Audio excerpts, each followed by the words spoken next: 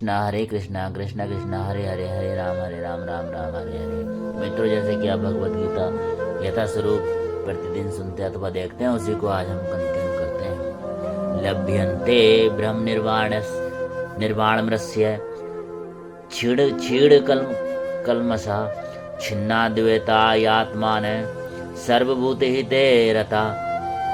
अर्थात भगवान कृष्ण कहते हैं, जो लोग संशय से उत्पन्न होने वाले द्वेष से परे हैं, जिनके मन आत्म साक्षात्कार में रत हैं, जो समस्त जीवों के कल्याण कार्य करने में सदैव व्यस्त रहते हैं और जो समस्त पापों से रहित हैं, वे ब्रह्म निर्वाण अथवा मुक्ति को प्राप्त होते हैं।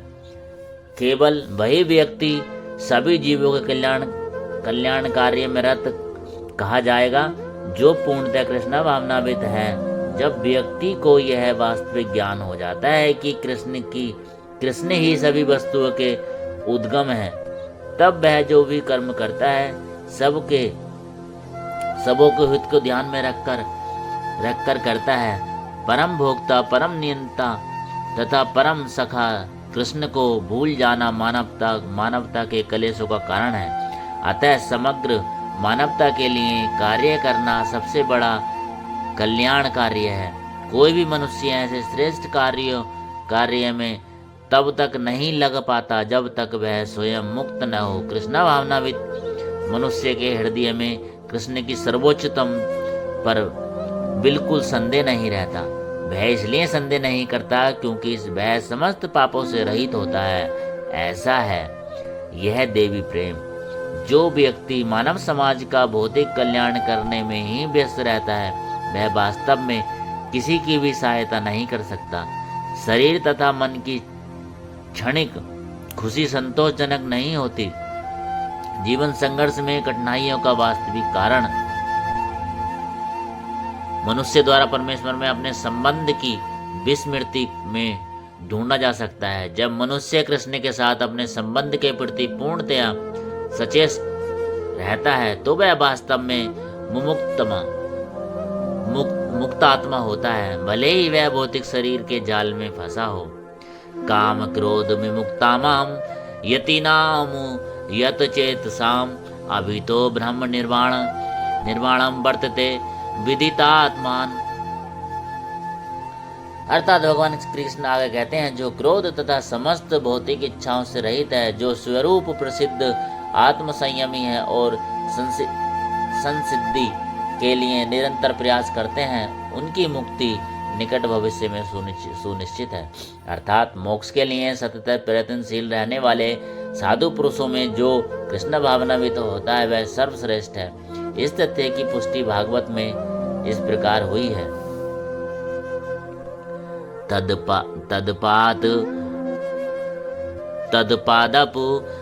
पादपु डंक जपुलास विलास सभ्यता कर्मास्यम ग्रंथि मुदग्रन्यन्ति संत तदंतरिक्तमयो रिक्तमत्यो यतो अपीर रुदय स्त्रोण गणास्त्रम भज वासुदेवम। अर्थात भक्ति पूर्वक भगवान वासुदेव की पूजा करने का प्रयास तो करो। बड़े से बड़े साधु पुरुष भी इंद्रियों को वेग में उतनी कुशलता से रोक पाने में समर्थ नहीं हो पाते जितना कि वे जो सकाम कर्मों की तीव्र इच्छा को समूल नष्ट करके और भगवान के चरण कमलों की सेवा करने के दिव्य आनंद में लीन रहते हैं। बद्ध जीवी में कर्म के फलों को भोगने की इच्छा इतनी बलवती होती है कि ऋषियों मुनियों तक के लिए कठोर परिश्रम के बावजूद ऐसी इच्छाओं को बस में करना कठिन होता है। जो भगवत कृष्ण चेतना में निरंतर भक्ति करता है और आत्म साक्षात्कार में सिद्ध होता है, वह शीघ्र ही मुक्ति प्राप्त करता है। आत्म साक्षात्कार का पूर्ण ज्ञान होने से वह निरंतर समाधिस्थ रहता है। ऐसा ही एक उदाहरण दिया जा रहा है। दर्शन ध्यान स्पर्श से मतस्य कूर्मा विहंगणाम स्वन्य पतियानी पुष्णन्ति तथा मही पदजय। मछली, कछुआ तथा पक्षी केवल दृष्टि चिंतन तथा स्पर्श से अपनी संतानों को पालते हैं। पदजय, हे पदजय, मैं भी उस तरह करता हूँ। मछली अपने बच्चों को केवल देखकर बड़ा करती है, कछुआ केवल चिंतन द्वारा अपने बच्चों को पालता है। कछुआ अपने अंडे स्थल में देता है और स्वयं जल में रहने के कारण निरंतर अंडों का चिंतन करता रहता है। इसी प्रकार भगवत भक्त भगवत धाम से दूर स्थित रहकर भी भगवान का चिंतन करके कृष्ण भावनामृत द्वारा उनके धाम पहुंच सकता है। उसे भौतिक क्लेशों का अनुभव नहीं होता। यह जीवन अवस्था ब्रह्म निर्वाण अर्थात भगवान में निरंतर लीन रहने के कारण भौतिक कष्टों द्वारा अभाव कहलाती है। स्पर्शन कृत्वा बहिर्बाह्य सृज सेवांतरे ध्रुवो प्राणापापो समय कीर्तनासाभ्यंतर चारिणो यतेन्द्रिया यमनो बुद्धिर्मुनिर्क्षो क्षमा परायण विगतेच्छा भय क्रोधो यह सदा मुक्त एव से।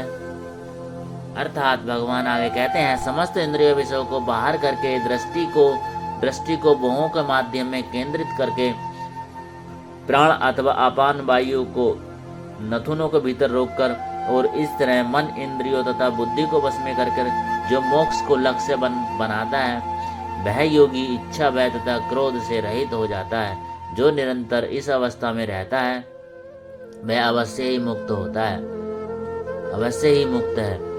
अर्थात कृष्ण भावनामृत में रत होने पर मनुष्य तुरंत ही अपने आध्यात्मिक स्वरूप को जान लेता है, जिसके पश्चात भक्ति के द्वारा वह परमेश्वर को समझता है। जब मनुष्य भक्ति करता है तो वह दिव्य स्थिति को प्राप्त होता है और अपने कर्म क्षेत्र में भगवान की उपस्थिति का अनुभव करने योग्य हो जाता है। यह विशेष स्थिति मुक्ति कहलाती है।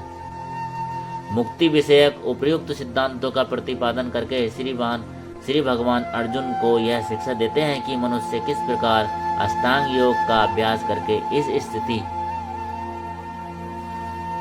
प्राप्त होता है। यह अष्टांग 8 विधियों यम, नियम, आसन, प्राणायाम, प्रत्याहार, धारणा, ध्यान तथा समाधि में विभाजित है। छठे अध्याय में योग के विषय में विस्तृत व्याख्या की गई है। पांचवें अध्याय के अंत में तो इसका प्रारंभिक विवेचन ही दिया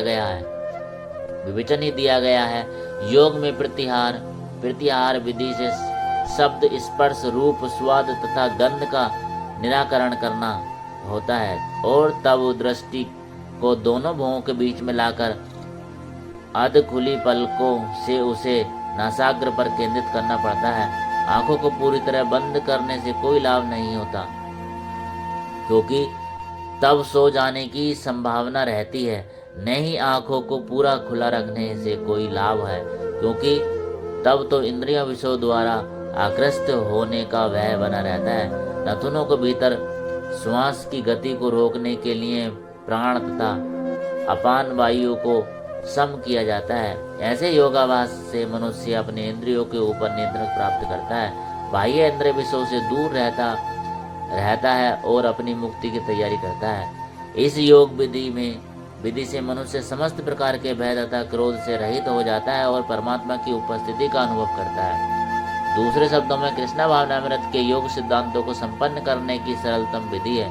अगले अध्याय में इसकी विस्तार से व्याख्या होगी, किंतु कृष्ण भावनामृत व्यक्ति सदैव भक्ति में लीन रहता है, जिससे उसकी इंद्रियों को अनियंत्र प्रवृत्त होने का भय नहीं रह जाता।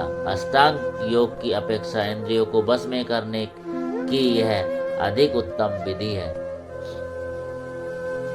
शेष चर्चा आगे। हरे कृष्णा कृष्ण कृष्ण हरे राम हरे राम। चैनल को सब्सक्राइब कर लेना, वीडियो को लाइक कमेंट शेयर कर देना। हरे राम हरे कृष्ण।